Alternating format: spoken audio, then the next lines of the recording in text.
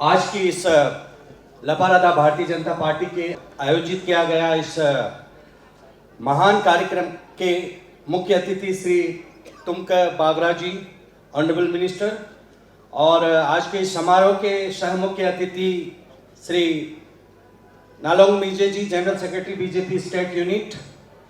और हमारे 2024 के आगामी विधानसभा चुनाव के हमारे उम्मीदवार, हमारे सबकी चहेते श्रीमती न्याबी जीनी दिर्ची जी, ऑनरेबल जेडपीसी लपारादा, हमारे लपारादा डिस्ट्रिक्ट के भारतीय जनता पार्टी के अध्यक्ष श्री जोनिया बसार जी,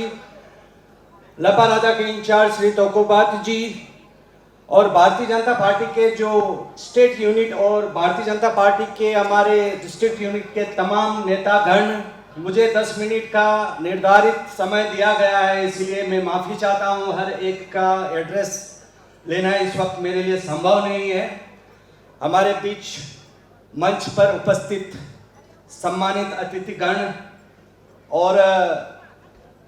हमारे सबसे महत्वपूर्ण आज के इस मौके पर बसार, दारे, तिरबिन और सागो सर्कल के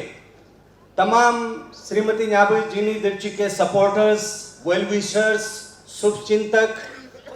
और मेरे फ्रेंड्स फ्रॉम मीडिया फ्रेटर्निटी,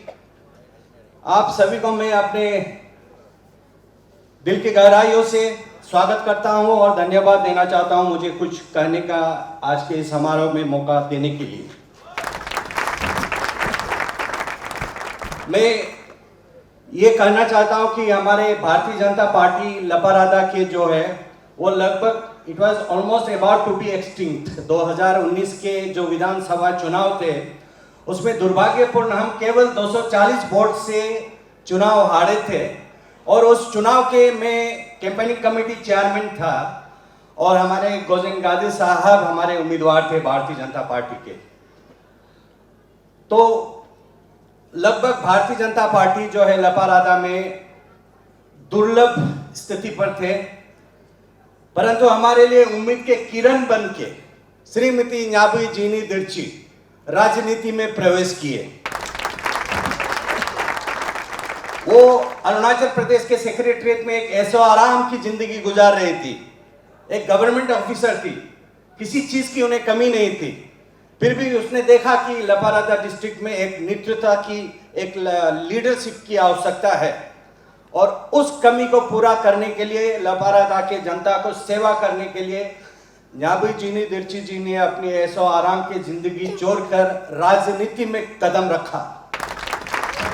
और 2021 में हमारे आदरणीय अरुणाचल प्रदेश के भारतीय जनता पार्टी के अध्यक्ष श्री वेराम वाघे जी यहाँ पे अपने कार्यकर्ताओं के साथ एक महत्वपूर्ण बैठक की थी, जिसमें मैं मैनेजिंग डायरेक्टर की हैसियत से उनका इंटरव्यू लिया। वेराम वाघे साहब ने जनता को संबोधित करते हुए लपारादा के पब्लिक को इस बात का स्पष्टीकरण रूप से उस संदेश में ये कहा कि लपारादा डिस्ट्रिक्ट में भारतीय जनता पार्टी के एमएलए नहीं है और हमारे लपारादा डिस्ट्रिक्ट के भारतीय जनता पार्टी के जो भी कार्यक्रम है, जो भी गतिविधियां है, जो भी डेवलपमेंट्स के एक्टिविटीज है, वो श्रीमती न्याबी जीनी दिर्ची के नेतृत्व में किया जाएगा। श्री न्याबी जीनी जो है हमारे लिए एमएलए की तरह है। इस बात का स्पष्टीकरण रूप से हमारे वेराम वाघे जी ने जनता को संबोधित करते हुए कहा था। तब से लेकर आज तक, रिलू से लेकर राता गामलिन तक, श्रीमती न्याबी जीनी दिर्ची और लपारादा डिस्ट्रिक्ट के भारतीय जनता पार्टी के यूनिट जो है दिन रात मेहनत करके, हर गांव के लोगों के साथ संपर्क करके, हमारे देश के प्रधानमंत्री आदरणीय श्री नरेंद्र मोदी जी के जो कार्यक्रम है, जो समाज के गरीबों के कल्याण के लिए जो योजनाएं, परियोजनाएं हैं, और हमारे आदरणीय मुख्यमंत्री श्री पेमा खांडू जी के जो स्कीम्स है, जो प्रोग्राम्स है, उसे किस तरह गांव के लोगों में जागरूकता फैलाया जाए, किस तरह से इसकी बेनिफिट लोगों तक पहुंच रहे हैं या नहीं पहुंच रहे हैं, इन बातों को लेकर श्रीमती न्याबी जीनी दिर्ची ने गांव-गांव में अपना प्रोग्राम्स बनाया और आज नतीजा हमारे सामने उभर के आ गई है। जो मेहनत न्याबी जीनी दिर्ची ने भारतीय जनता पार्टी के लिए लपारादा डिस्ट्रिक्ट में जो मेहनत की है उसके नतीजे के तौर पर आज 3,968 यानी कि 3,968 एनपीपी पार्टी के दामन छोड़ के भारतीय जनता पार्टी में शामिल हो चुके हैं। तो इससे बड़ा और खुशी की बात हमारे लिए क्या हो सकते हैं। ये जो 3,968 है, आप लपारादा के दिशा और दशा बदलने वाले हैं। आपके बदौलत न्याबी जीनी दीक्षी के लिए आप एक डिसाइडिंग फैक्टर के रोल अदा करने वाले हैं। और उसके साथ हमारे 2019 में जो लगभग 6,000 वोटर्स थे, जो गोविंद गांधी जी उस वक्त के भारतीय जनता पार्टी के उम्मीदवार थे, 6,000 बीजेपी के जो समर्थक अपनी जगह कायम है, अपनी जगह अभी भी बरकरार है। उसमें से हम मान के चल सकते हैं कि चलो 1,000 लोग कुछ रास्ते भटक गए हैं, वो हमसे अलग हो गए हैं, फिर भी आज 5,000 लोग हमारे पास सुरक्षित है। और ऊपर से जब हमारे आदरणीय एमएलए साहब गोकर बसार जी के जो 3,968 समर्थक जब हमारे साथ जुड़ जाते हैं, आप अंदाजा लगा सकते हैं कि कितने बड़े मार्जिन के साथ लपारादा में भारतीय जनता पार्टी जो है आने वाले चुनाव में जीतने वाले हैं। लेकिन उसके लिए हमारे दरख्वास्त है, हम बड़ी विनम्रता के साथ ये निवेदन करना चाहते हैं हमारे भारतीय जनता पार्टी के संगठन के नेताओं को। हमारे अरुणाचल के स्तर के जो संगठन के नेता है, हमारे व्यारम बागे साहब है, हमारे मीजे साहब सेक्रेटरी साहब बैठे हुए हैं, आपके संगठन से हमें ये उम्मीद है कि जो मेहनत न्याबी जीनी दीक्षी ने किए हैं, उस मेहनत का पल, उस मेहनत का इनाम आप लोग जरूर उन्हें देंगे। और हमें पूरा भरोसा है कि हमारे आदरणीय मुख्यमंत्री जी न्याबी जीनी दीक्षी के जो परफॉर्मेंस को देखते हुए और महिला सशक्तिकरण की जो बातें आजकल चल रही है,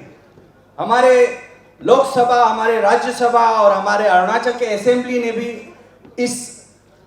जो महिला आरक्षण के बिल है उस पर अपना मोहर दे चुके हैं। हालांकि ये इम्प्लीमेंटेशन अभी तक जमीनी हकीकत पर नहीं हुआ है, लेकिन हम चाहते हैं कि महिला सशक्तिकरण के उदाहरण हम लपारादा डिस्ट्रिक्ट के लोग आने वाले 2024 के चुनाव में एक उदाहरण हम पेश करेंगे,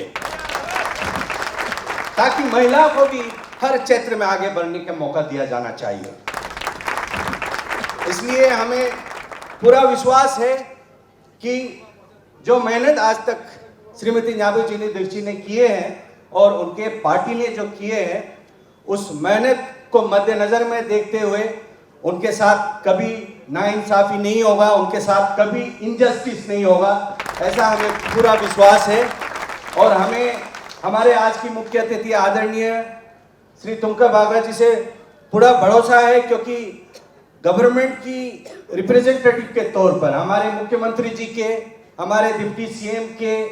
प्रतिनिधि के तौर पर मंत्री जी के रूप में आज हमारे बीच उपस्थित है। तो हमारे बागरा सर से भी हमारे ये निवेदन है कि ये जो बसार के जनता की पुकार है, जो हमारे लपारादा डिस्ट्रिक्ट के जो जनता की आवाज है, वो आवाज हमारे आदरणीय मुख्यमंत्री तक पहुंचाना बागरा साहब आई आपकी जिम्मेदारी है। और हमारे मीजे साहब जो आज हमारे बीच सह मुख्य अतिथि के गेस्ट ऑफ ऑनर के तौर पर मौजूद है, सर आपसे भी विनम्रता से मेरी निवेदन ये है कि जो आपके संगठन है, हमारे स्टेट यूनिट तक आपके जो संगठन है, हमारे सेंट्रल यूनिट के जो संगठन है, संगठन तक इस आवाज को पहुंचाना सर आपका भी एक जिम्मेदारी है। आप देख सकते हैं आज तक इतिहास गवाह है, हमारे लपारादा डिस्ट्रिक्ट में किसी भी पॉलिटिकल रैली में इस तरह का भीड़ आज तक इकट्ठा नहीं हुआ। ये जो भीड़ इकट्ठा हुए हैं, ये इस बात का संकेत है, इस बात का इंडिकेशन है, आने वाले आगामी विधानसभा चुनाव में हम सब श्रीमती न्याबी दीक्षी के साथ हैं। न्याबी दीक्षी तुम आगे बढ़ो, हम तुम्हारे साथ हैं। इस संदेश के साथ काफी हजारों की संख्या में लोग आज इकट्ठे हैं। आज उदाहरण के तौर पर मैं यहाँ इस वक्त में अकेला मौजूद हूँ, मगर मेरे साथ 10 लोग मेरे घर में मेरे परिवार के सदस्य बैठे हुए हैं, जो कि आज इस मौके पे शरीक नहीं हुए। ठीक उसी तरह जितने लोग यहाँ पे बैठे हुए हैं, उनके घरों में 5 लोग 10 लोग और भी बैठे हुए हैं। तो आज जितने लोग मौजूद है, उसे आप 5 गुना से भी आप कैलकुलेट कर सकते हैं। तब आप अंदाजा लगाया जा सकता है कि कितने हजारों की संख्या में श्रीमती न्याबी जीनी दीक्षित के समर्थक की संख्या पहुंच सकती है। इस बात का अंदाजा हम लगा सकते हैं। तो इसीलिए मैं ज़्यादा वक्त नहीं लेना चाहता हूं, बस यही एक गुजारिश करते हुए मैं अपना चंद शब्दों को यहीं पे समापन करना चाहता हूं कि इस बार अगर आगामी चुनाव में श्रीमती न्याबी जीनी दीक्षित को अगर भारतीय जनता पार्टी के टिकट अगर दिया जाता है तो मेरे ख्याल से हमारे अरुणाचल के out of 60 assembly constituency seat आप एक सीट निश्चित तौर पर आप अपने खाते में पहले से ही दर्ज कर सकते हैं। और अगर किसी कारणवश श्रीमती न्याबी जीनी दीक्षित के अलावा और किसी को अगर टिकट देने की गलती करते हैं तो मेरे ख्याल से हमारे लेपारादा डिस्ट्रिक्ट से एक सीट जो है भारतीय जनता पार्टी के झोली से निकल सकती है। इस बात को भी हमें सोच के फैसला लेना चाहिए। और अंत में बस मुझे इतनी बड़ी महत्वपूर्ण मौके पे कुछ बोलने का अवसर दिया गया, उसके लिए मैं आप सबके तहे दिल से शुक्रिया अदा और धन्यवाद देना चाहता हूँ। Thank you very much.